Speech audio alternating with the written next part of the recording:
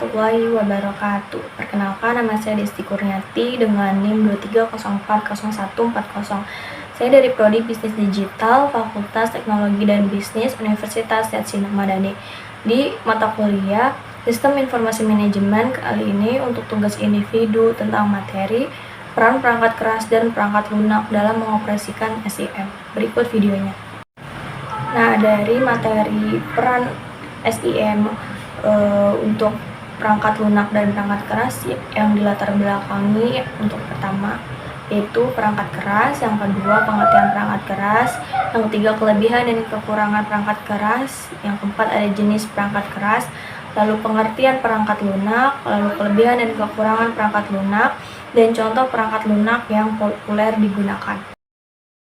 Baik, untuk pengertian perangkat keras atau hardware itu sendiri, yaitu perangkat keras adalah perangkat atau komponen komputer yang memiliki wujud fisik yang dapat dipegang dan juga dilihat.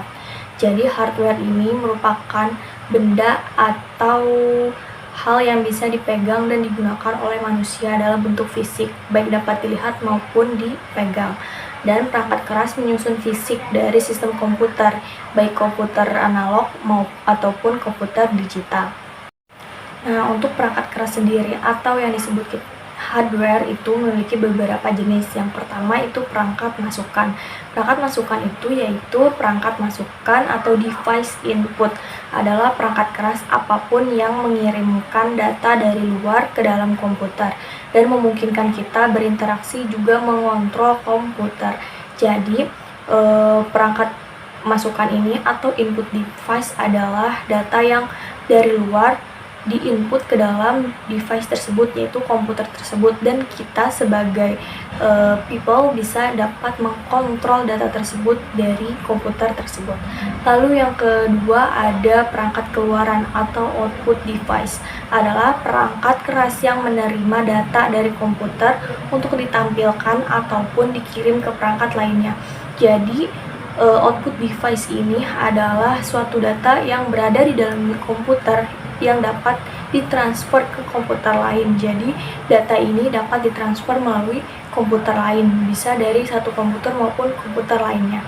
Nah, yang ketiga yaitu perangkat pemrosesan. Perangkat pemrosesan atau prosesor device adalah perangkat keras komputer yang menginterpretasikan, memanipulasi, dan memproses data yang masuk ke dalam komputer. Jadi, prosesor device ini dapat menginterpretasikan, dapat memanipulasi, atau bisa kita sebut dapat mengubah atau mengedit data tersebut dalam bentuk yang kita mau atau dalam perintah yang diberikan.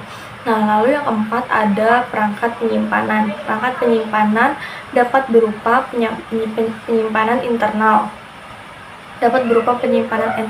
ataupun eksternal yang dapat menyimpan data secara permanen maupun secara sementara. Jadi perangkat penyimpanan ini merupakan penyimpanan yang berada di internal maupun eksternal. Nah, penyimpanan data ini dapat kita kontrol, dapat kita gunakan baik secara permanen maupun sementara. Jadi data ini dapat kita gunakan, dapat kita kontrol sesuai dengan apa yang kita mau, baik secara permanen maupun secara sementara. Nah, contoh perangkat keras. Yang pertama itu perangkat masukan. Contoh perangkat masukan adalah keyboard, mouse, scanner, joystick, mikrofon, barcode, scanner, kepindai biometrik, card reader, pena stylus, dan juga perangkat pencitraan medis seperti Sinar X. Nah, yang perangkat keluaran itu contohnya adalah layar monitor, printer, speaker, GPS, handphone, plotter, dan proyektor. Nah, perangkat pemrosesan itu contohnya adalah Central Processing Unit atau CPU, motherboard, Network Interface Card atau NIC, adaptator Bluetooth, Random Access Memory atau RAM atau RAM, dan Read Only Memory atau ROM, dan memproses data yang masuk ke dalam komputer. Nah, yang keempat itu ada perangkat penyimpanan, contohnya adalah disket, hard disk drive atau HDD, lalu ada solid state drive atau SSD, lalu ada flash disk, compact disk, cloud storage, dan kartu memori atau secure digital card atau SD card. Nah, hardware ini atau perangkat keras ini memiliki beberapa kelebihan. Yang pertama itu mempermudah proses monitoring pada sebuah jaringan. Jadi, pemrosesan monitoring ini dapat dimudahkan melalui hardware tersebut atau komputer tersebut. Yang kedua, ada dapat membantu keamanan data dari sebuah organisasi. Jadi, data yang dapat disimpan melalui hardware tersebut dapat terjamin aman dari sebuah organisasi, baik dalam penyimpanan atau pengkontrolannya. Lalu yang ketiga, ada dapat memecah jaringan LAN menjadi jaringan yang lebih kecil. Jadi jaringan LAN yang mungkin dalam bentuk besar dapat diperkecil sesuai dengan yang dibutuhkan. Lalu yang keempat, ada menghemat biaya operasional. Seperti yang kita tahu bahwa hardware ini merupakan suatu sistem yang lebih simpel, yang lebih memiliki suatu manfaat yang banyak, maka dari itu biaya yang dibutuhkan juga lebih sedikit dari yang diperlukan perusahaan. Oleh karena itu perusahaan lebih banyak menggunakan hardware karena memiliki biaya operasional yang terjangkau. Lalu yang kelima, ada dapat diaplikasikan pada jaringan LAN, salah satunya adalah internet. Jadi hardware ini yang pasti harus terjadi dengan internet agar dapat dioperasikan, agar dapat digunakan sesuai kebutuhan kita. Nah, hardware sendiri memiliki kekurangan. Yang pertama itu ada terbatasnya kapasitas penyimpanan. Yang pasti setiap hardware itu memiliki minimum atau kapasitas penyimpanan tertentu sesuai dengan hardware masing-masing. Nah, yang kedua ada ketergantungan pada sumber daya listrik. Nah, kebanyakan hardware ini tergantung dengan listrik atau harus dijangkau dengan listrik terlebih dahulu. Jadi, jika suatu organisasi atau perusahaan ada terkendala dengan listrik, maka proses pekerjaan melalui hardware ini mungkin akan terkendala juga. Nah, yang ketiga ini ada memerlukan perawatan dan pemeliharaan rutin. Yang pasti hardware ini merupakan perangkat lunak yang setiap hari pasti digunakan oleh setiap pekerja dalam suatu organisasi, dan yang pasti ini bergantung pada listrik, jadi memerlukan suatu perawatan pemeliharaan yang rutin agar dapat digunakan untuk jangka yang panjang. Lalu yang keempat, ada kendala dalam hal kompatibilitas dengan perangkat lunak software.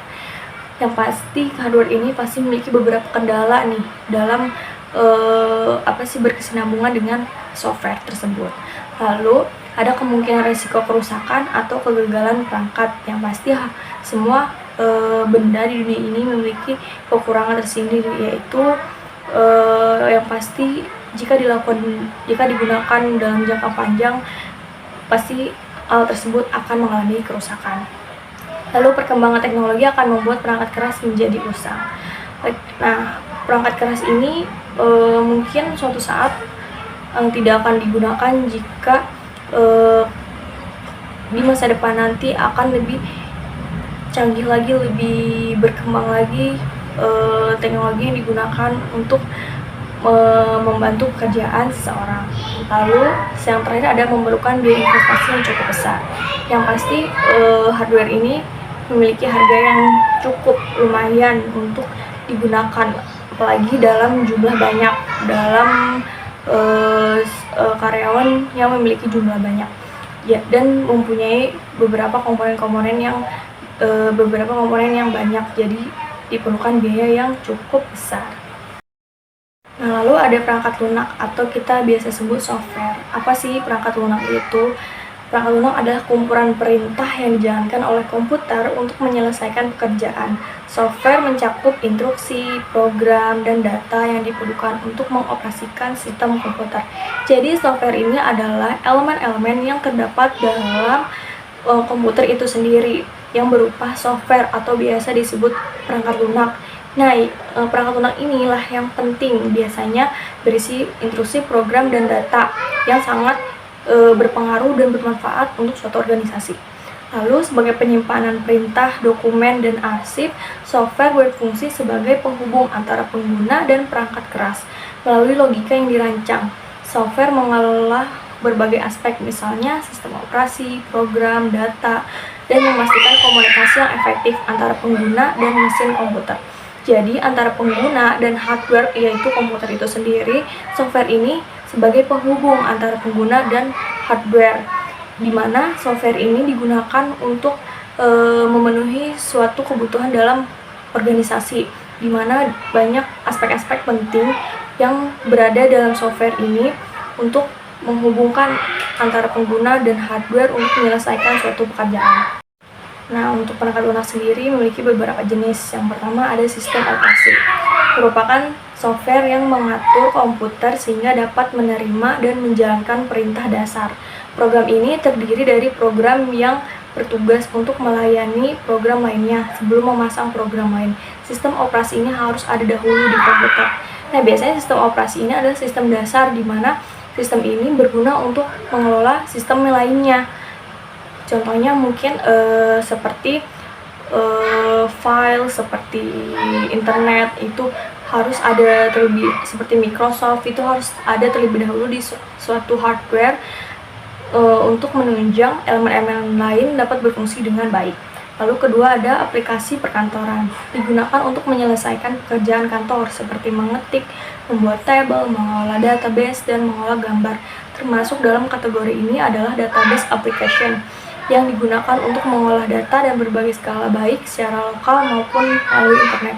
Biasanya aplikasi perkantoran ini berupa Microsoft, yaitu Excel, Word, atau Google sendiri. Itu memiliki beberapa komponen yang berguna untuk penunjang keberlangsungan proses perkantoran dalam sebuah organisasi. Lalu yang ketiga ada pemrograman. Software ini bertugas untuk menerjemahkan instruksi dari bahasa pemrograman ke kode bahasa mesin. Dalam aplikasinya, fungsinya biasanya digunakan untuk menulis, menguji, dan mengembangkan program komputer. Jadi pemrogram ini seperti bahasa atau translate instruksi bahasa pemrograman ke kode bahasa mesin yang bertujuan untuk menulis, menguji, dan mengembangkan program komputer itu sendiri.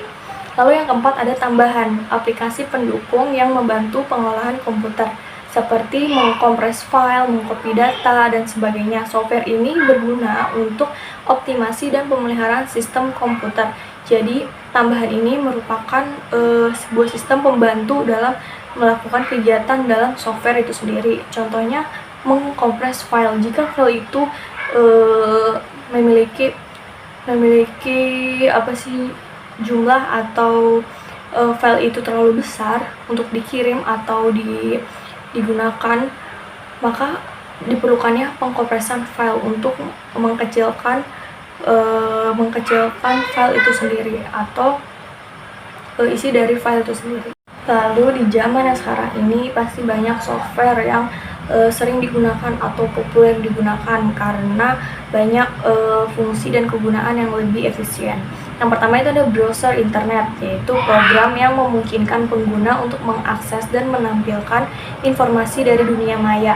Browser ini memudahkan pengguna dalam mencari dan mengambil informasi dengan cepat. Beberapa contoh browser internet yang populer adalah Google Chrome, Mozilla Firefox, dan Microsoft Edge. Nah, ketiga elemen ini merupakan hal yang umum atau lumrah yang digunakan oleh setiap orang untuk menggunakan software dalam perangkat keras. Jadi elemen tersebut memudahkan seseorang untuk melakukan interaksi dari dunia maya untuk digunakan dalam proses pekerjaan. Lalu yang kedua ada antivirus. Antivirus adalah program yang dirancang untuk melindungi komputer dan perangkat elektronik dari serangan virus, malware, dan ancaman keamanan lainnya. Antivirus ini sangat penting ya dalam keamanan suatu data, baik itu hardware maupun software, dan untuk keberlangsungan hardware itu sendiri, untuk kesehatan hardware itu sendiri. Jadi antivirus ini berguna untuk kesehatan suatu perangkat lunak maupun perangkat keras. Lalu yang ketiga ada editing software, yaitu mengedit berbagai jenis file seperti gambar, video, dan dokumen seringkali menjadi kebutuhan dalam kegiatan sehari-hari.